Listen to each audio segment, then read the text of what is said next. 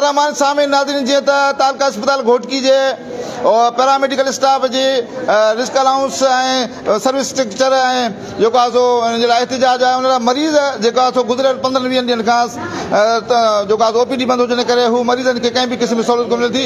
असां हिन वक़्तु मरीज़नि सां ॻाल्हाईंदासीं त मरीज़ जो छा चवणो आहे। तव्हांजो छा चवणो आहे ओपीडी बंदि आहे गुज़रियल खां? साईं असांजो चवणु इहो आहे त असांखे 15 ॾींहं थी आहिनि असां डेली मुसलसल अचूं था पिया।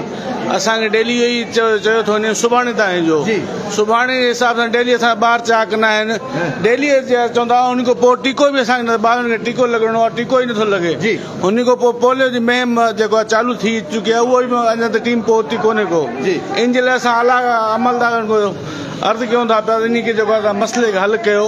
असांखे को ॿुधण आहे या कोई ॿुधण पैरामेडिकल स्टाफ कमु करण लाइ तयारु आहे न पर सिंध गवर्नमेंट करणु पवंदी। सिंध गवर्नमेंट उन खां इजाज़त मोकिले छा चवंदा शाहबाज शरीफ़ मुल्क गैरबाद करे छॾियो बर्बाद।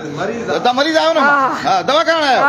नवाब शरीफ़ इमरान जे चवण ते मुल्क हलाए थो बर्बाद करे छॾियो। तव्हां हिन वक़्तु दवा लाइ आया आहियो हिते? दवा लाइ टियों चौथों ॾींहुं आहे मोटिया वेंदा आहियूं असां। अनवर आबाद जी मां बीमार मूंखे गऊं मारियो मां पंधि ईंदी आहियां पंहिंजा साईं। तव्हां छा चवंदा पुटु?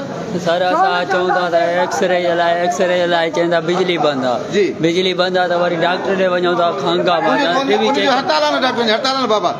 डॉक्टरनि जी हड़ताल आहे त बिजली जो बहानो न करनि न। बहानो बिजली जो वरी करनि था बंदि जनरेटर आहे त जनरेटर ते एक्सरो कढनि न बहानो न करनि बहानो कोन्हे। सामीन तव्हां इहे मरीज़नि जूं ॻाल्हियूं ॿुधूं त गुज़रियल 15-16 ॾींहंनि खां इहे जेको पैरामेडिकल स्टाफ ऐं जी हड़ताल आहे मरीज़ रोज़ अचनि था रोज़ वञनि था।